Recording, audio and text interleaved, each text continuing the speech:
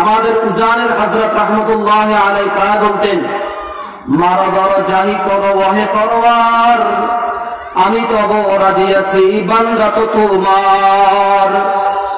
মারো ধরো জাহি করো ওহে পরওয়ার, আমি তব রাজি আছি বান্দা তো তোমার।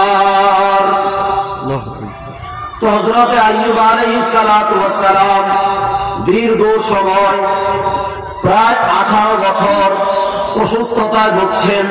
হযরত আইয়ুব আলাইহিস সালাতু ওয়াস সালামের পুরা অঙ্গ প্রত্যঙ্গ ফসিনা ফসিনা হয়ে গেছে, পুরা শরীরের মধ্যে পোকামাকড় বাসা বাইদা আইয়ুব আলাইহিস সালাতু ওয়াস সালাম তাদের খাবারে পরিণত হলেন।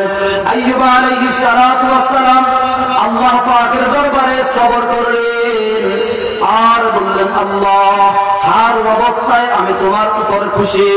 আল্লাহু আকবার।